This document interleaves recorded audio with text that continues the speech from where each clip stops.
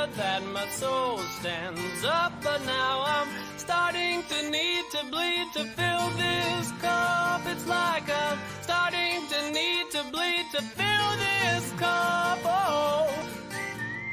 Hi, everybody, and welcome back to The Working Wing, the podcast where every week we bring you the news from a working leftist perspective. My name is Tim Schultz, and joining me, as always, my dear friend, longtime debate partner, and a man who makes Siobhan Roy look like Logan Roy, Killian Collins. Oh, look like Logan Roy. So I mean, I look more conservative, I guess. No. The meme is you make a like a left wing person. You're so far left wing that you make the left wing person look like the more right wing person. Okay. Yeah. Yes. Okay. So we're there. I'm sorry we had to go over that, folks. A little bit of a long night at the factory there. Yeah, we're both fresh off of our shifts. You can see I'm still wearing my my Amazon shirt here. I got to take a shower. I just had to do a stupid during the day non-third shift meeting that I had to be there. It was a Zoom. That is bullshit. It was kind of a Zoom meeting, but it was bullshit though. It was just like even having to be there for that. I was kind of like, yeah, this is a lot, because I could just be, getting my rest and then just seeing the PowerPoint later, just getting the gist of this and having a discussion later on. But I mean, hey, whatever. That's just, work day in the working life. And plus it's raining out. In the working life. It's also raining out. Rainstorm was kind of a bitch on my way home. It's a thing. In Wisconsin. But speaking of Wisconsin, we have an election coming up here that means quite a lot for basically one of the strangleholds of Wisconsin that me and Tim have been thinking about for a long time. And that's pretty much just like the Republican stranglehold on not only the Supreme Court, but on the legislative, the legislative, right? Branch. It all stems from the Supreme Court as well. If you really break down, I mean, in a lot of ways, yes, because for example, like the biggest decision that happened, I want to say in 2019, was. So we already had a heavily gerrymandered bullshit map that meant that Democrats couldn't really achieve a majority in the legislature. Yeah. And having that was not good enough for the Republican Party of our state. So they produced another, even more gerrymandered map that the stat I saw quoted, and this is mostly from the Journal Sentinel, the Milwaukee Journal Sentinel. Mm-hmm. But if you look at the way our congressional map is laid out here, Democrats would have to win something like 75% of the vote to gain a one seat majority. 75% of the vote statewide would translate into a 1-seat majority in the state assembly. Because there are just so many, there are so many gerrymandered, solidly Republican districts, and whenever possible, we have as but maybe our listeners don't, is that in Wisconsin it's basically you have Dane County and Milwaukee County, and from Milwaukee you have Racine, and basically those three, they try to just contain all the Democrats within those three districts. Yeah. As much as physically possible. Yeah. And that's true. That's true nationwide. In the federal maps as well. I live in Kenosha County, which always votes majority Democrat, but because we have Janesville and a bunch of other rural areas in our congressional district, we are the home of Paul Ryan. Yeah. We gave the nation Paul Ryan, even though most of the people in Kenosha County did not vote for him. Well, also, Tim, our home county is the home of one of the most disgusting politicians in American history. Yes, and actually, yes. I think we will touch on that man later on in Yeah. this episode. He who shall not be named. He who shall not be named. We'll get to him. Yeah. But key points is that we have a chance if Janet, what's her last name? Janet's what her last name? Like, unfortunately, she's a Democrat, but it really is the only chance. Tony Evers is also a Democrat.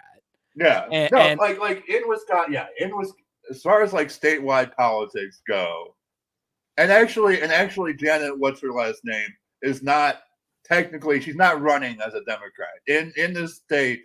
The legal fiction that exists, yes, is that neither candidate is actually running as a representative of a political party. Pretty much. But everyone knows that Janet, what's her last name, is the liberal candidate, and Dan Kelly is the conservative candidate.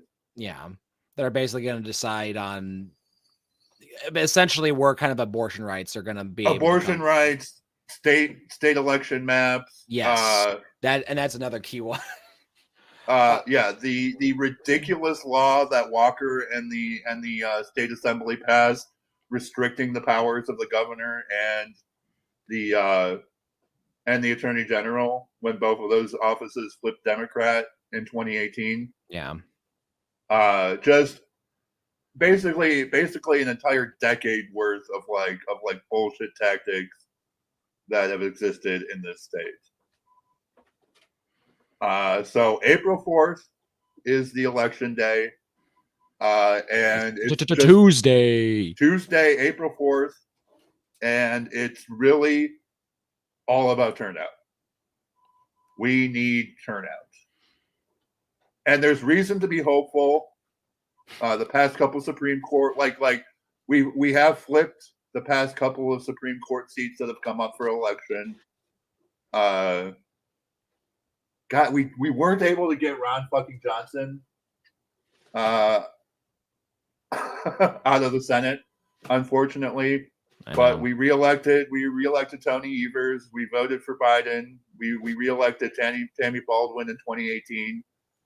So there's reason to be optimistic, but we need turnout. So if you're listening to this and this affects you, show up to the polls April 4th. Vote for Janet. She is the common sense candidate. She is going to do the right things. Well, I mean, and here's my sales pitch, Tim. My sales pitch is that, like, what the fuck are these Republican Supreme Court justices doing for you? At fucking all. Really, like, all they've really been doing is protecting you from like literally nothing. Is taking away your rights to protect you from like quite literally nothing, and supporting corporations to be able to make little like allegiances among themselves so they can pass laws and keep laws around that are stupid. Hey, getting eight DUIs before they like take away your license for good. Yes. That's crazy in this day, and it's because of things like the Tavern League. Yeah. It's because these businesses, it's that whole little libertarian idea of like, well, it's just like you should just like let corporations like do whatever they want, align with whoever they want. And it's like, well, this is why they can't do that shit, because if they have too much power, they have an influence over society that really they don't have the best interest of being the business that they are. Yeah. And it's like, it's like, sorry, they're bars. It's like people are going to frequent them, but it's like, it's not good for them. And they can't, and you have to find like some other way for them to get home, and you can't get them to fucking drive drunk like that. And it's like, in this state, it's crazy. It is insane. And it's also insane that it's one of these states in the Midwest surrounded by everywhere else surrounded. There's marijuana that is available legally and medicinally or otherwise. Yes, this is our path to get back in line with Illinois and Michigan and Minnesota, and that's not even like a big ask. It's not like those places are like fucking California or New York. No. We just want a return to like when I was a kid. It was like, you know, centrist, reasonable-minded sensibility was the order of the day. You know. Tim Hanna and Tommy Thompson and Jim Doyle. Like, yes, in a lot of ways, those guys were like Republican cretins, but like, yeah, Scott Walker really shifted the narrative statewide, I think, when it came to politics.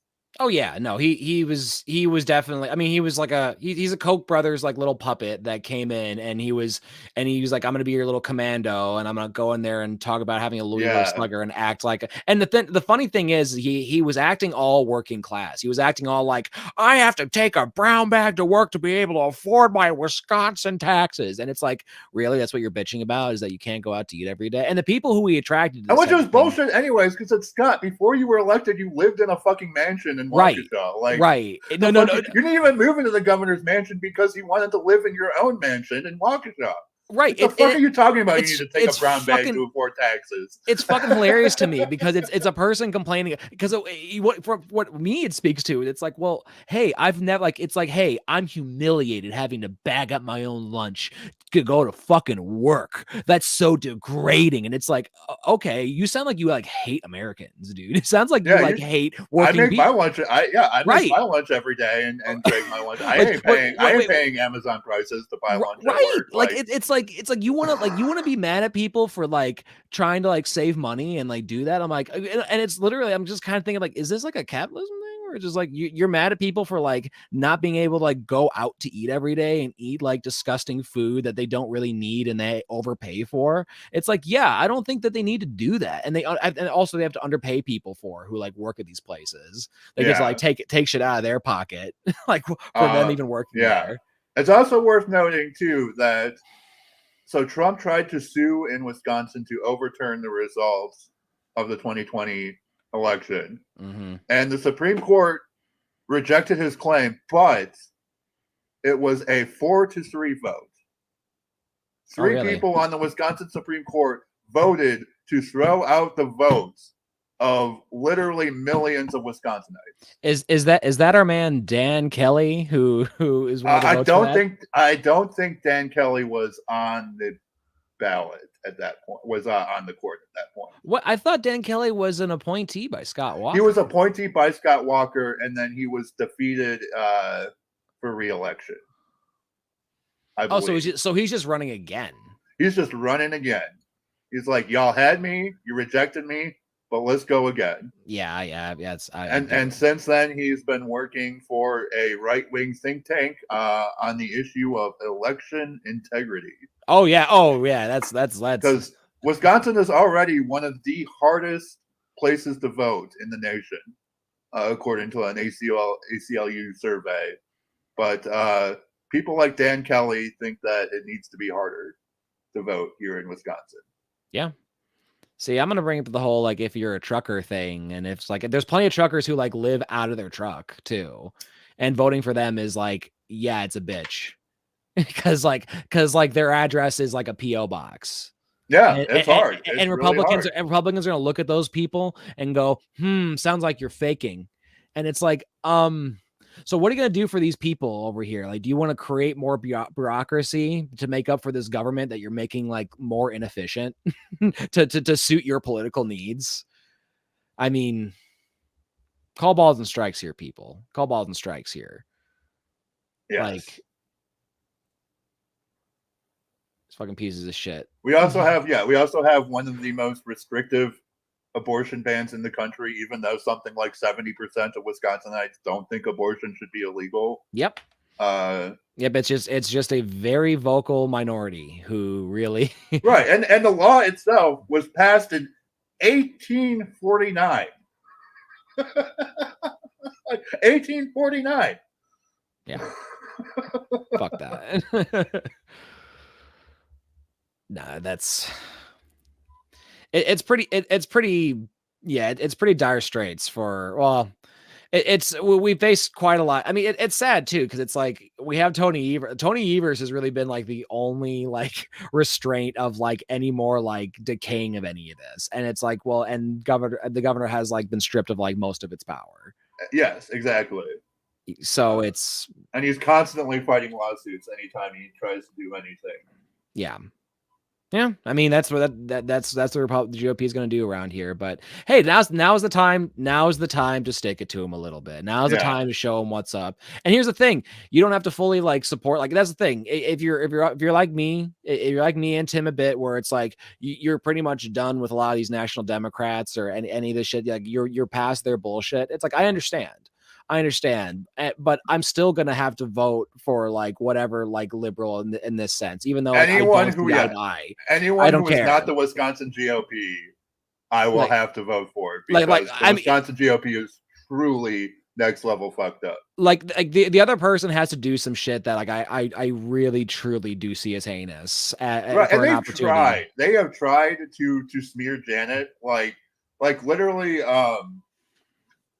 I don't remember if this was in the Journal Sentinel or another piece, but like they have definitely tried to bring up stuff about Janet's divorce, and like literally, like they found a leak of like let's just spread a lie saying that Janet is against abortion and said the N-word once in the 90s, and then all the liberals won't show up to vote for her.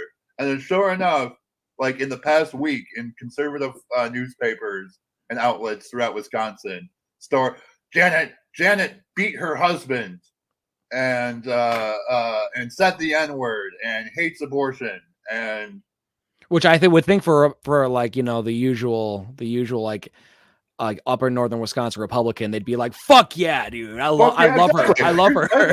Like, no, it seems like they might be shooting herself in the foot, man. Like, right, like, you know, I'm a fan of Janet, you know, man. Like, you know, she just like, you know, gives it to him. Like, I'm like, yeah, you're just kind of.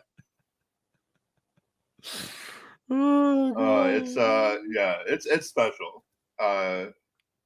It is special. So but they're like, no, you're supposed to hate her for that. So earlier you mentioned the specter that like our Wisconsin's national reputation kind of hinges on one man, and I think his legacy is once again kind of raising its ugly head. Watcher, I appreciate you watching. Yeah, thanks, Watcher. Yeah. But Joseph McCarthy. Yep. Appleton's own, Killian and I's hometown, Joseph McCarthy, who is his Red Scare tactics led to government overreach and the abuse of American citizens on a wide scale. His name has become like a basically a synonym for unjustified persecution by the government. Yeah, me and Tim at many points have called each other McCarthy, like McCarthyist at one point or another. Yeah. Like to just once we're angry and pissed off enough, we're definitely like throwing that out there. Once we're right, even though none of us truly like would ever really be on that. Maybe like I'm not sure, but like we've definitely gotten heat enough where it's like that it just becomes a common insult. Right, but also, we have a new Red Scare in this country. Ooh. And it has taken shape around the debate about TikTok. So how much have you followed what's been going on with TikTok, Killian? Well, here's the thing. I saw some of the grilling of it wasn't the weaponization of the federal government committee. It wasn't that Republican-led like church committee that like No, this was like a respectable, legit community. Yeah, that grilled the CEO of. I have to say, a pretty TikTok. disgraceful showing for American politics. I honestly, like, I am not a guy who really tends to feel a lot of sympathy for the Chinese government, but first of all, this guy is not a part of the Chinese government. Not at all. Dude from Singapore. Dude from Singapore. Yeah, right. His company was founded in Singapore. Right. His company's headquartered in LA. Yeah, his corporate headquarters is in San Bernardino, like right down the street from Google and Apple and all those places that these same congressmen love. But, and you know, this guy was really good at because like I felt bad. Like I don't feel bad for many CEOs when they're getting grilled. No, this is like a double thing of like yeah. Rich tech CEO is not our type of guy, right. But I felt bad because he was just like, you guys are like saying all this shit that you have no evidence for. All I can say is no, we don't do that, and no, that's not true. And you just have to be like screamed at by Democrats and Republicans both, who are both just going like, "You're the threat to our country." You know that like you're the threat, like directly. Okay, and like the things, and we're gonna find something. Yeah, and he just kind of like, and it is funny because like he looked great, like coming at it, like going in and coming out. It was just like, this, but I'm sure like the political opponent, like the opposition to that is pretty much just going like, well, that's because the Chinese just trained them to be so good with people, like with the government. Like, no, dude, it's just that our lawmakers are fucked. They don't and that's another thing too. I don't think our lawmakers do not understand what they're grilling them on. They're being told to like what is what is so upsetting about this person, and they're told to like grill them on this. Right. So like, this is what's important. So yeah, let's get to that. The thing that they are upset about is that TikTok is majority owned by a company called Tencent, which is a Chinese company. And their concern is that the Chinese government could Tencent, as in they don't do this right now. Right. There is zero evidence that they have ever done this. They have not presented any evidence that this has ever happened. AOC went on TikTok this week, and she made a good point of like, normally when we talk about national security threats, Congress people get classified briefings about what those national security threats are. She's like, no one's ever given me or any other congressperson a national security briefing about, TikTok. It's not a thing. Yeah. And so, yeah, they are worried that the Chinese government could somehow seize Americans' information from TikTok. And I read an interesting article in Al Jazeera just a few minutes ago as I was doing the research for this, pointing out that the United States has a law publicly on the books that literally requires every U.S. tech company to furnish, without any kind of warrant or any kind of due process, the records of any foreign user to the U.S. government. Exactly the same thing these congressmen were shouting at this poor guy from Singapore about. The U.S. already does on a routine fucking basis and says they do it in a public law. Yeah. Because they're the big dogs, man. They're big dogs. They can have the smallest cage. You can't just be like the only one, like, the first one to not say like, oh, I'm just taking everyone's information. Don't worry, we're only listening to see what Angela Merkel's saying, even though she's right. Like, and we should be clear, this is not a Democrat versus Republican issue. Some of the strongest opponents of this have been on the right. I watched a video earlier this week from Tucker Carlson laying out all the dangers of the law that they want to pass, which is called, quite ominously, I don't know who did the marketing behind, the Restrict Act.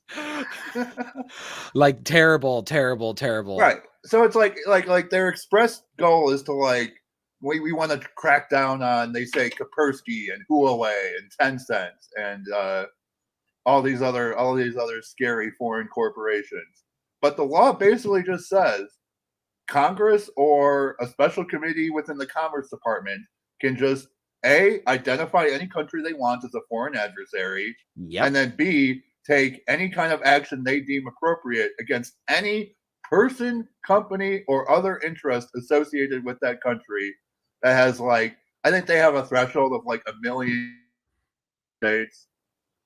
But that's really kind of just a fugazi little restriction there. And any using a VPN to access any site affected by this act would be punishable by 20 years in jail. Which sponsored by NordVPN. Sponsored by NordVPN. No, but like a lot of VPN corporations, all companies are full of shit in a lot of the claims they make and like how they market themselves. But yeah, I mean there are valid use cases for VPNs. And if simply the act of using a VPN opens you up to like government scrutiny, then that's a huge fucking problem. Yeah. That is arguably worse than what the Chinese have like right now. Yeah. Like it's pretty fucked that like if we're gonna be claiming to be like the home of the free. Right. And I don't want to be clear. I don't use TikTok. I have no problem. Like, if they want to, I mean, I think banning TikTok kind of runs into a problem of this whole First Amendment concept that we have in this country. Yeah. But But like honestly, I don't really give a fuck if TikTok is allowed in the US or not. I really don't. The problem is that the method that they are doing it makes it clear that they do not really, it's not about TikTok at all. Oh no, it's about any of them. It's about any It's of about them. any of them, all of them. And if they were really concerned about protecting Americans' policies, they would have a generalized individual privacy law like the European nation has, like the European Union has. That people have been saying, why don't we have that for decades? And it's because I assume it's because they want to maintain the global market of information that the government buys to spy on its own citizens. Like, I think I saw a story on Reddit. Like the FBI has like publicly admitted that like over the years they have bought databases containing Americans' private information, or not private, but like social media information. Because there are just huge databases of this that you can buy on the global market, which is how China spies on U.S. citizens. It's also how the U.S. government spies on U.S. citizens.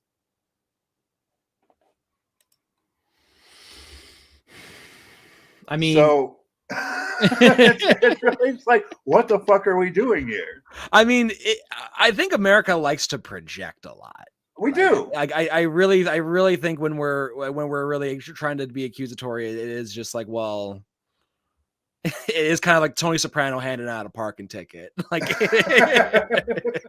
that's that's well put, I think. Fitting analogy for that. But yeah, it's pretty spooky. It's pretty especially with like, I mean, I'm kind of hoping there's going to be like like a come to reason moment that has some bipartisan support. Like I'm hoping like the insane free speech libertarians and like right. and the people out, and that's the thing. I have so little faith in the Democratic Party. I'm just trying to think of like who would be like an actual free speech advocate who would just say like, like AOC and Rand Paul have both come out against this law. Meanwhile, Mitt Romney and Tammy Baldwin are both sponsors of the law. Like you are seeing Tammy Baldwin sponsoring the law? Yes, Tammy Baldwin is a co-sponsor of this law. Tammy. I know, Tammy. Tammy. Like, I kind of want to write her a letter, but I don't think it would do any good. Well, I'll write her a letter. Well, here I'm going to tell her on our podcast that like, Tammy, I'm not going to fucking vote for you, and I'm going to advocate against you. And like, and I probably won't advocate for your opponent, but if you really piss me, well, your opponent is probably going to support this shit anyway too. But yeah, Tammy, exactly. I'm not going to advocate for you. I'm going to tell people to vote for third party. I'm not going to vote for you if you fucking do this. like, please. And we'll have to, like, I don't think the strong word letter is going to like do it, but like, you ain't going to watch this either. But Tammy, like, what the hell? Like, I mean, what good is this doing? How is TikTok hurting you? And honestly, too, I want Democrats and Republicans. Well, first of all, Republicans aren't going to care about this, but I want the Democrats to consider this. You know, that whole like how they won in 2020 with like the Zoomer votes. Do they want to like isolate themselves from them by like getting rid of their favorite fucking app? Yeah. Like, do you want to just like say like, hey, like, you might as well just say like, hey, like all you millennials, we're just getting rid of video games completely. We're just gonna do that. Here's the thing: like Fortnite, I think, is owned by a Chinese company. Are they going to ban Fortnite next? Because like the Restrict Act would give them a lot, allowing them to do that. Like, but and what about the states that are pretty much just like U.S. puppet allies that are just like, oh, okay, like Japan or something. So they have they right now it is tied to the foreign adversaries, foreign adversaries, which could change any time too. So it's like China, Russia, North Korea, Venezuela, a couple others I think are on there. China, of course. Like, but China is the big one. Yeah, China is the big one. So basically, like, like a couple quarters of humanity. Okay, guys, no big deal. Just can't quarter a couple quarters of humanity, guys. It's like no big deal, guys. We still have free speech. You can talk to whoever you want, just like not there. What kind of makes you think of? Makes you think of Always Sunny when like Mac's gonna go on vacation and he's like, oh, I'm I don't want to go there. Then he like starts crossing off like all these parts of the world. He's like, I don't want to go there. Like, you don't need to go there. Like, that's not good. Like, that's not good. And it's just like, he just like points around America. And it's like, yeah, I guess I'll just sail around there. Like, and it's like, well, yeah, is it what it's turning into? It kind of makes it's with any of these blockades. It's like, oh, there's like some old commie I'm trying to think of. It's I think he was a journalist.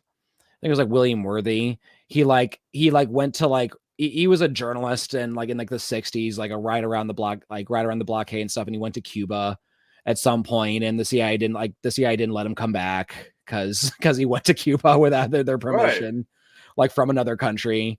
And like, and it's like, okay, well, do you really want to like, can we really claim this, like these claims to freedom if we're going to be so restrictive with our people like that, where it's like, hey, you just can't communicate with these parts of the world that are sometimes your backyard, that sometimes are in the other part of the world. But don't worry, our foreign politics and like your tax dollars are going to go to messing with their politics, just not in, you just can't go there and visit if we don't want you to.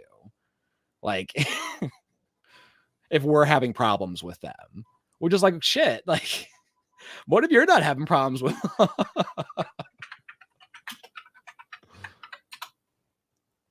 right, I was looking for a name because so same thing happened to Jack Parsons, one of the foremost American rocket engineers, who he was a Satanist who was involved in like weird He's only a Satanist, guy. He was a Satanist, and he was buddies with L. Ron Hubbard and shit. But like, guys, that's your people. Are you kidding me, Tim? Like, this is like, that's a Bohemian Grove person, man. That's like half of these senators already, a Satanist and friends with L. Ron Hubbard. I'm like, dude, he's one of them. Yeah. So how'd he get out of the club? But yeah, he was like iced out of government rocketry work. Not because of the Satanist stuff. I mean, really, partially because of the Satan stuff. But like, he took a job in Israel, and like everyone was like, "Why are you giving our rocket secrets to Israel?" And he's like, "Well, first of all, I thought you liked those guys, and second of all, it was like he had said some nice things about Cuba, and like, just crippling American rocketry because he talked to the wrong countries." Oh, really? Well, because he just wanted to get the secrets to Israel. Like, was he a big Zionist or something? Or no, he was a Satanist. This is like, this is really strange. Like a Satan. I'm not here to say Jack Parsons was like a great guy either. He got up to some shit, but see what I like about history and talking to you about history, Tim, is you always find these like little weird stories. And I love discussing those little weird stories about like, yeah, here's like a weird American who, like you never heard of that like really affected like the course of world history. This guy co-founded JPL. Like so much of our space age victories. JPL, the Jet Propulsion Laboratories. Oh, one of the core partners of NASA in the entire moon landing projects. Okay. Well, yeah, I mean, it's pretty important, man. I mean, shit, you can't just run away from that. Ooh. Yeah. Anyway, so this restrict bill is like a lot, and I'm hoping I would just like more people to be a little more advertised that this isn't like an anti-TikTok bill, and this isn't like it's just gonna get rid of TikTok. It's like not, they're trying to paint that over because there's like this fear over TikTok because like TikTok is China. You should avoid all that. I discussed this with coworkers before about like, yeah, like TikTok does not do those things. Like it's like, yeah, it uses like it's like, yeah, it uses data for things like your face and stuff for your eyes when you use like an app, when you use like the little like, sunglasses emoji type of shit thing. But it's like it's all gets deleted. Like the thing is it's kind of like, damn, I hate to do this, but it's like you should just watch the hearing with like the CEO. He basically explains it way better than I ever could. Yeah, and and TikTok has spent and is in the process of spending like $1.5 billion to move a huge chunk of their entire data operations back to the U.S. because Trump threatened to ban them. Right. So they've spent years and billions of dollars moving all their data back to like they're going to turn everything over to Oracle and run a huge data center in Texas to keep everything safe. Yeah. and it's the whole idea. It's like they're trying to paint it all with like there's misinformation on there, and misinformation can get around. It's like misinformation gets around on fucking everything. Yeah, exactly. If you're On worried fucking about everything. misinformation, then Congress needs to get up off their fucking ass and rewrite our digital laws. Because I mean, there was a whole. This is getting into a huge tangent, but like earlier this year, there was a Supreme Court case where the Biden administration was trying to strike down. I forget what the exact statute. Basically, it's it's the one that shields tech companies from liability over content on their platforms. Oh, I know what you're talking about, but it is like a big old protectorate for corporate. Right, and it needs to be changed, yes, but like they want to just get rid of it and not do the necessary work of replacing it. Yeah, I don't really trust our Congress right now to do anything about that. I would rather have a Congress that knows the technology that they're legislating for. And like, unfortunately, with like our old ass, decrepit ass, like disgusting, corrupted Congress that we have, that ain't gonna happen.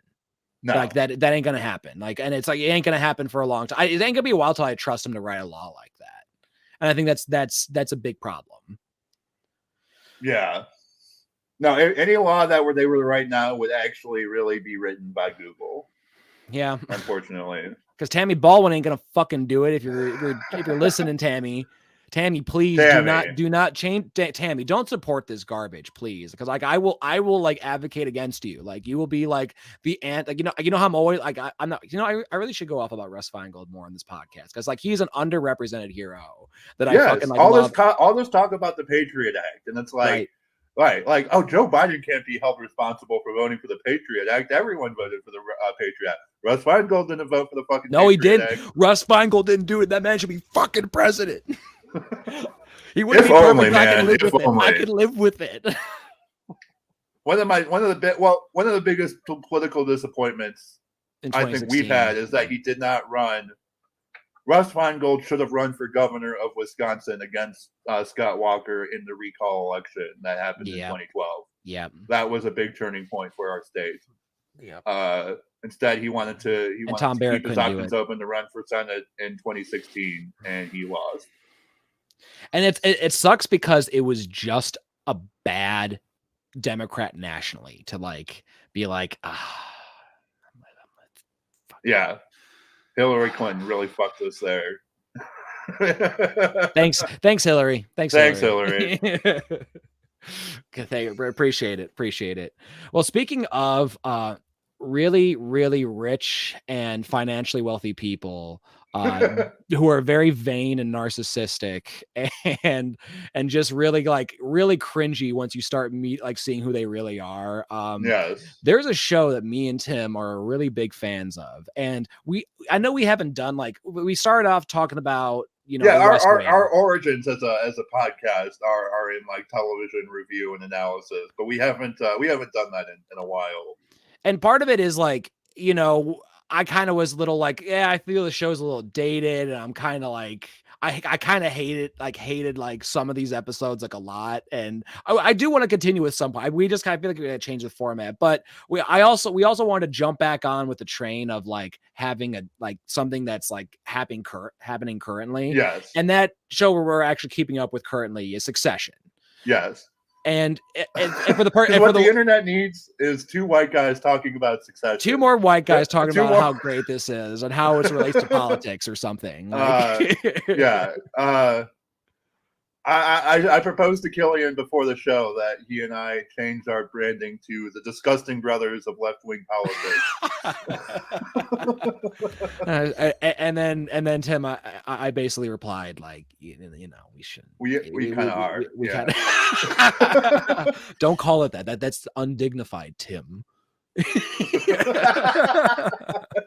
But anyway, if you don't know Succession, it is a kind of King Lear type drama that is set in like modern America with amongst the when you think of when people say the global elites, Yes. the characters of the show are what they're Globalists, talking as the about. J as the AJ fans say. The globalists, you know, they're taking over. They know the media. They fired me for saying that, you know, 9/11 was there's something up with it. But anyway, it is about this global elite, this patriarch of this family that runs a media empire that has not Rupert Murdoch. Yeah, the quote unquote not Rupert Murdoch. But he has a lot of representations of a lot of like famous tycoons. Like he's got a little William Randolph Hearst. He's got a little bit of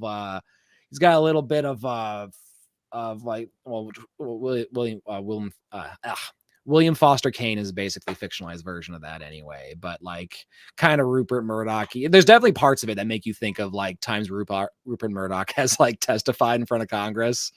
Like they definitely kind of have shout outs to it, but it's basically about a father a patriarch who runs this media empire who is kind of at the end of his rope, and he doesn't really want to know how to give up that empire to his 4 children.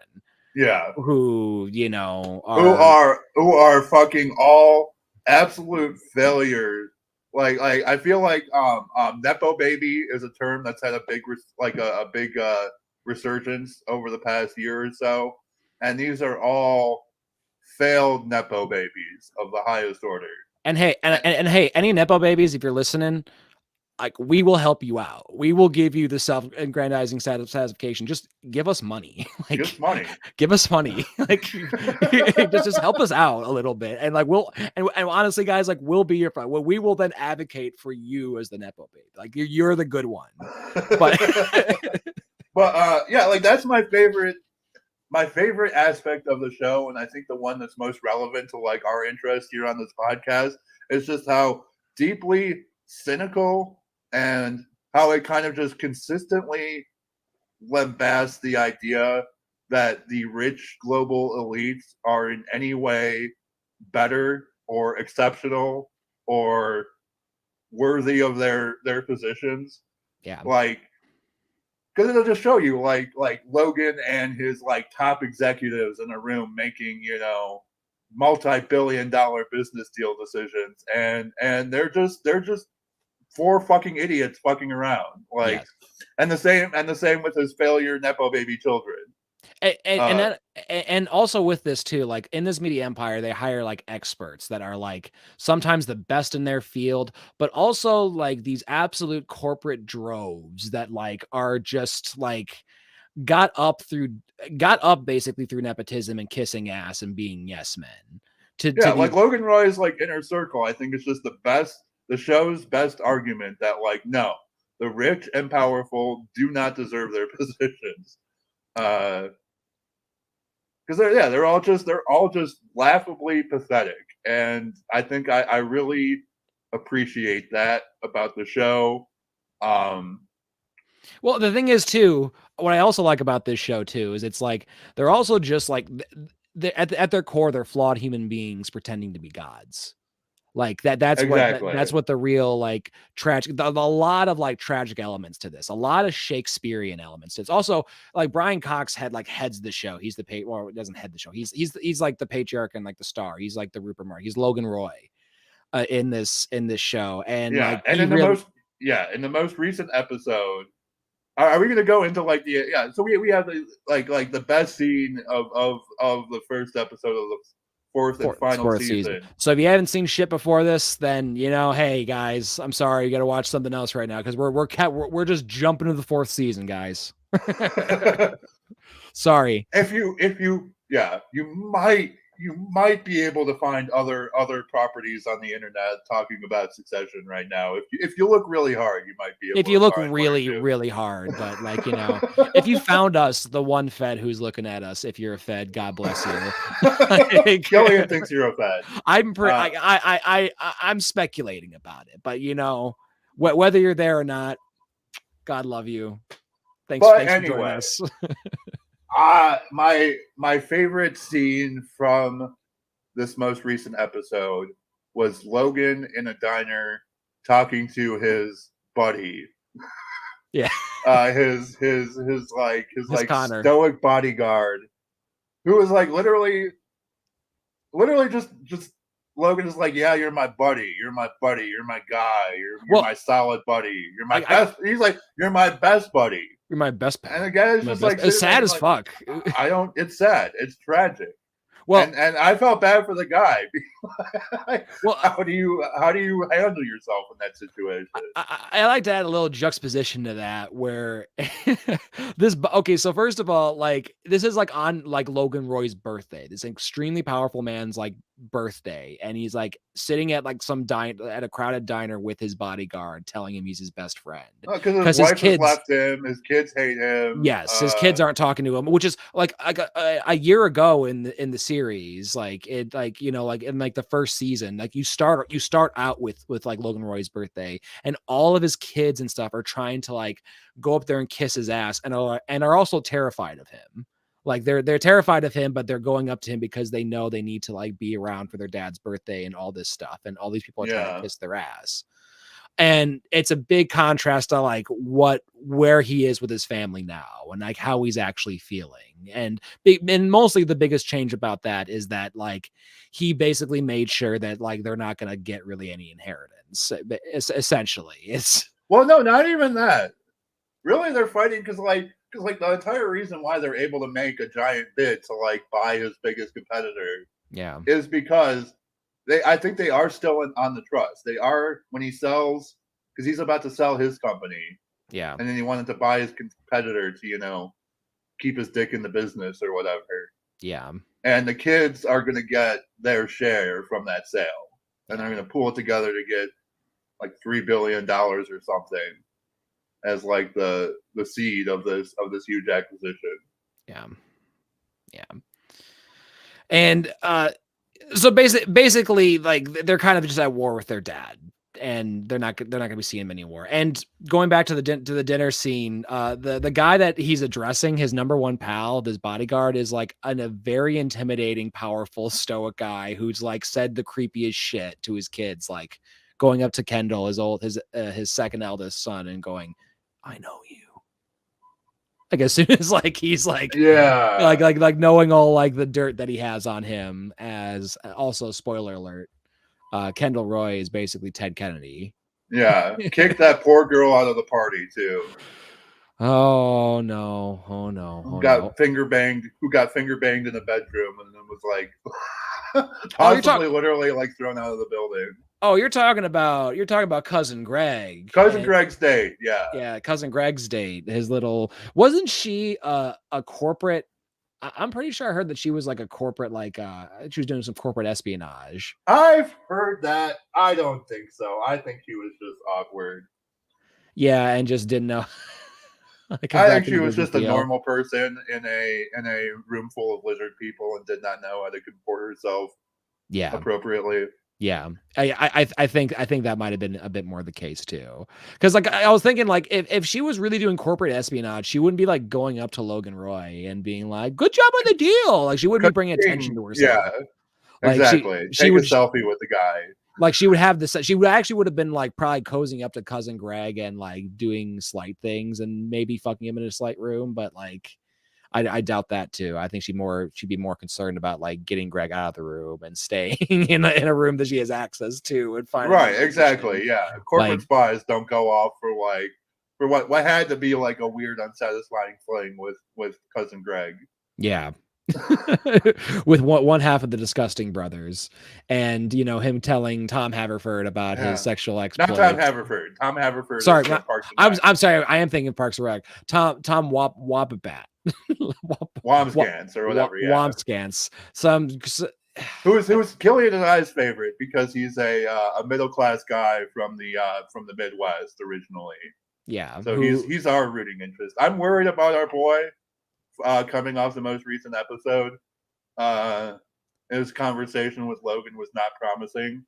No, I think I'm thinking Greg's got a bit of that. Greg's kind of fucking around a bit. Like I'm rooting for cousin Greg quite a bit, but like I think there's gonna be I think the Greg and Tom connection are gonna be able to like split up that empire their certain way I themselves. hope so. That's my rooting interest in Yeah. the show at this point. Is I want Tom to come out on top. Yeah, I'm thinking they're both gonna get it, and then they're gonna split the empire apart like Rome, and they're just gonna like, and it's gonna fall completely. Like they're both gonna like be ruling shells of what they could have had. So that's what my prediction is. But that's because I'm thinking that Greg has like the cousin Greg has like the Logan name, and cousin Greg is also a kid who basically has no business being there, who just has like Logan's last name. He's like another nepo baby failed son of the highest order of Logan's, like I think he's like Logan's like great nephew. Yes, he is the grandson of Logan's brother. Yes, who Logan hates, and he hates Logan, and like basically cousin Greg is disowned by his grandfather for even being associated with Logan. and like and the kid is selling his soul to this like corporate monstrosity to just basically for the chance of just like wealth and privilege and getting to live like a high standard. What is suing Greenpeace, I think, currently in the show is suing Greenpeace. for the inheritance that he was going to get from his grandpa of like $5 million. Of like a very healthy sum that would have been like set up anybody like just fine, but no, he just wants more. He just wants to be decadent. He got corrupted by sweet, very homoerotic Tom. Like some of their scenes are truly oh my god, but their chemistry together too, it's so fucking great. Like like I'll never forget like one of my favorite parts of this that got me into this show is like the panic room. Is like when they're in the panic room and Greg's just trying to tell him like, yeah, I kind of want to like go into parks or something, just something a little bit different than this. And like Tom like he compared it to basically a business open relationship, which really triggered Tom because that's what his sweet wife, Logan's only daughter, Siobhan, who basically who is also like, and we're talking to like political commentary in this show, is the definition of the limousine liberal. Yes. Like I kind of hate her more. Like I hate her more than some of like the more disgusting characters that I acknowledge are disgusting only because of like the like just the like the liberal bourgeoisie. She's a liberal in the same way that Howard Schultz, who had his own lying session in front of Congress this week, is a liberal. Yes. And they even have a Bernie Sanders in this show too, who's played by the same guy in the remake of or not the remake, I guess it's a remake of Interview with the Vampire. Journalist in that guy, but dude looks like Bernie Sanders too. But anyway, she works for like that Bernie Sanders fill-in campaign for a little bit, then gets kicked out because she's really honestly not a good advisor. Like she's really kind of shit at it. Yeah, like she just like because you just do this shit with him where she's just like, I'm kind of surprised he like took this offer, and it's like, wait, you don't think I should have taken it? Like I'm here to like kind of make that offer and do it. She's like, yeah, just you're kind of like compromising these things, and it's like he's like, you wanted me to do this, like, and she's like, yeah, I'm just surprised you said yes to it, and he's like, fucking bye. Dude, like it's just like she's not cut out for these type of things, like like at all, where it's like, okay, if you really are trying to like bring like some of that ruthless edge to a political campaign, you should do it. And honestly, she's kind of a nepo baby in itself too, because it's like she doesn't really have any other skills. Like she doesn't really like she does never really been in charge of the business, but she's always commentating like she knows it. And well, and that's the thing, is that like at a certain point she's brought into like these because they have that whole rape cover-up fiasco, so they bring her in to be like acting CEO for a while. She has no skills to do that job. Yep, basic like corporate rainbow revolution of knowing that yes, we do support you, we're there with you, we're using the language of brotherhood, with of course sweet drug addict Ted Kennedy Kendall was doing his little bad boy thing and making an exposure of that. And then we needed to get to we didn't get to Roman, who is also our very lovable like a lovable psychopath. Yes, he's like, to me, he's like the Puck of the Logan family. Like this little mischievous little fuck going around. He doesn't really have that much power, but like he certainly does go up to mischief. Like, sending dick pics to his dad that he was meaning to send to his blowing up rockets and stuff, like yes. literal rockets. Yes. Blowing up rockets, always talking about his dick, but not being able to actually like pursue sex in a healthy or natural way, or like in a way that's acceptable to even him. Like the kid who's just all messed up, the kid who loves some himself a little bit of like alt-righty fashy a little bit sometimes too, like played by one of the by Kieran Culkin, who really brings that character to life. Yes, indeed. And then we also get to Connor Roy, who is the irrelevant Connor. He's been interested in politics from a very young age and is holding strong at 1% in the national polling for president. And that's actually like extremely good for he mentioned that he spent like millions upon millions upon millions of dollars on the game. And he's talking about like if he spent another $100 million, he could maintain that 1% on election day. So basically, he's just deciding who's gonna lose, which is a lot of power. Like I still will say, like that's still his life. Right. Terrible. Yeah, I mean it sounds pathetic, but like in an election scenario that resembles 2020, for example, that 1% is not insignificant. Oh, just think about 2016. Like it's like that's not insignificant. Like it's not every little bit counts. And if you have enough to like rile it up and make, and that's the thing. If 1,000 people from Wisconsin like voted for Connor Roy instead of Joe Biden, then Donald Trump is still president. I think it's more like 20,000, but that still is like if he makes enough of a ruckus and is loud enough, he definitely can decide like the fate of an election. And you're right. I think it was like what 16,000 was the margin in Wisconsin, something like that. Like it's under 20,000. Still very, very thin margins. Like it's pretty terrifying. Like it's a lot like that. And we even had like, and it's funny because we go back to like makes you think of Ross Perot, and it's like, well, at least Ross Perot, like Connor Roy, like makes Ross Perot look like Einstein. Like he just does not like. He doesn't have. He's definitely not into with these dogs. He just he's doing it for his ego, like purely, and he's just pretty much just getting on the internet, just spouting about libertarian shit that he doesn't. He has no idea about what the fuck he's talking about. Like doesn't understand the economy. Doesn't understand like what he's trying to do. Doesn't have like any vision whatsoever. Just wants to have himself up there, is making a call girl, a call girl who does not like him at all. Some of my favorite romance scenes that like I've ever seen in my life are like between them, where it is a man who is like, I am so into you and I love this and I'm paying for like everything, and this woman who is just like, I like would really rather be like any fucking where else, like but here right now. But yeah, it's the oldest profession for a reason. It is. And like,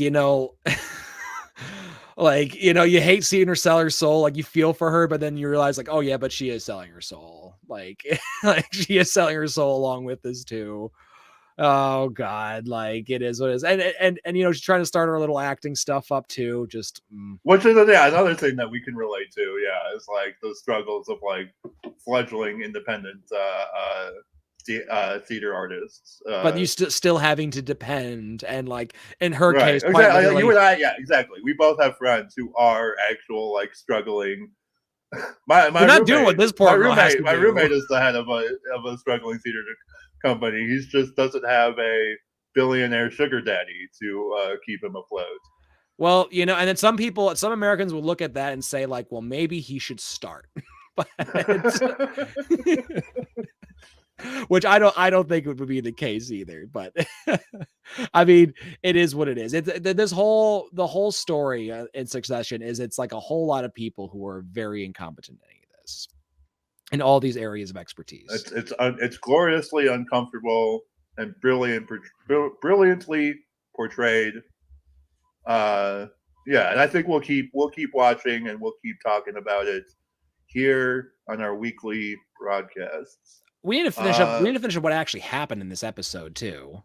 My apologies. I keep going back to like talking about it because it's like what got us into it, and I keep wanting to get into like, well, where we're at with the start of this episode.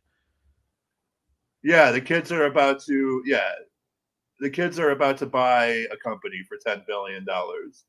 They said the biggest number, and now a company that's about to...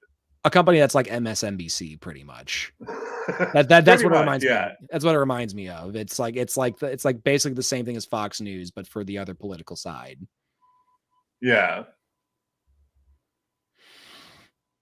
But yeah, the kids basically, yeah, they put up the bid for for that company for what was it, Tim? Like $12 billion, $10 billion.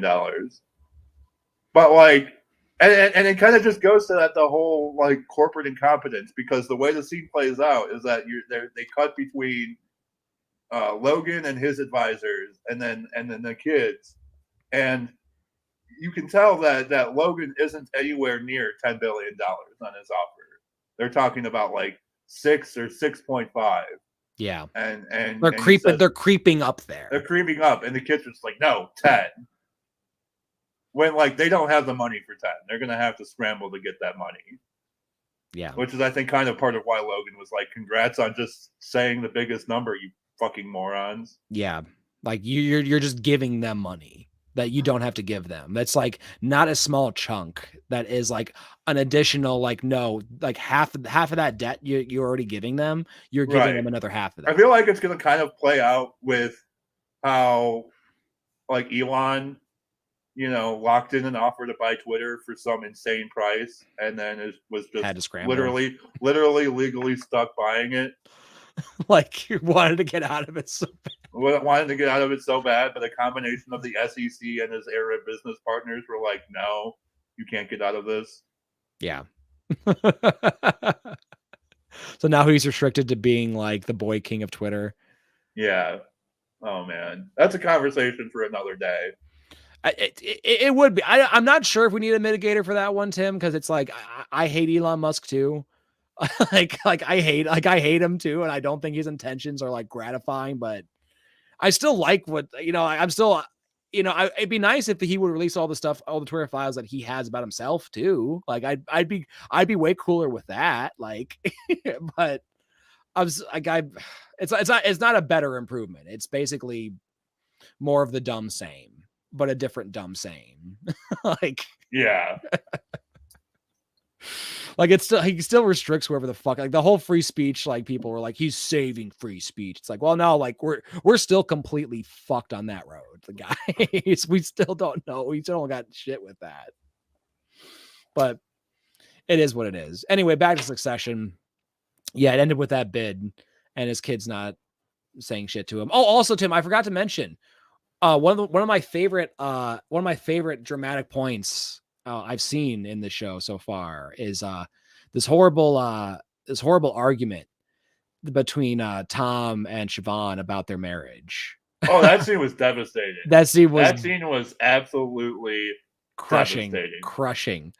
Yeah, really puts you in a moment of like the conversations like you may have had with a person you love that or you're trying to save a relationship with, and you're having those hard talks where they don't even want to like discuss it with you, and they're kind of past discussing. And a person, that scene was similar to that Kendrick Lamar song. That's just a conversation between two lovers. But it didn't see, but that song was even different because this was just like it ends awkward too. Like it ends like oh, they're having to sleep in the same like house together after this, where it's like oh man, like that's that's a different type of awkward too. That's like a different type of feeling, but you feel that entirely. Where at the end of this argument where they're basically talking, where Tom's just basically trying to like say like, well, can we make this work? Kind of like feebly, because he knows that like if he's associated more with on the Logan side than with his wife and the kids side, he's kind of being like, you know, Logan's bitch a little bit. Every time that like there's a problem that Logan's having with the kids and their bids and shit, like he's been like, hey, tell your wife to say this. Hey, tell your wife to fucking do this. Like he's been been basically telling him to degrade his wife or do any of this. And then Tom, in his kind of like Tom way, just kind of like calls her and goes, honey, I'm just here to like let you know that I'm talking to you know, like Serene, and it's just business at this lunch. And it was, you know, I'm just saying it's okay, it's allowable. And like Siobhan is very hostile, and you know, just kind of like, you know, projecting her dad and his betrayal to her of like working with her dad as like the safer option for himself. Because even though she was like she's totally like fucked around on Tom in the past, like has admitted to him that she's fucked around him in the past, like even when like she tries to like be more intimate with him, like she proposed an open marriage, and then on their wedding night, on their wedding night,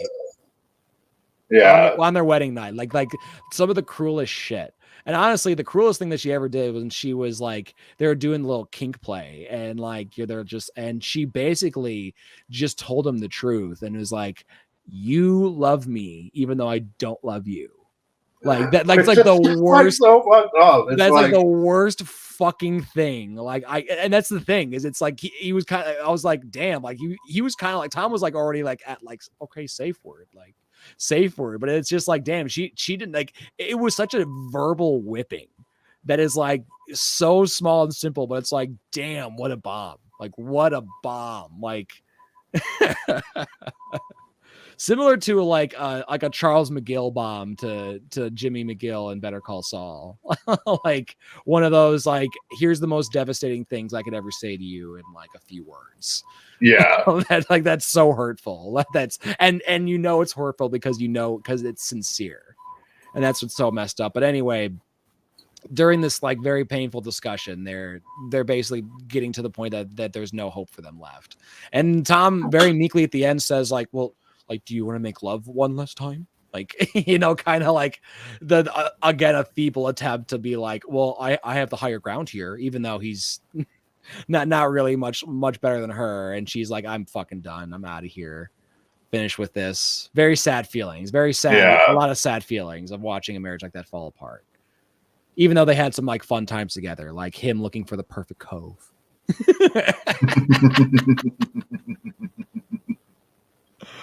And Greg's gonna be more disgusting.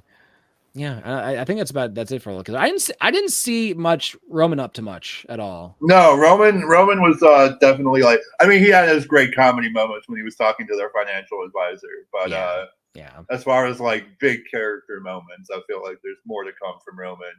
Yeah, good, man, good.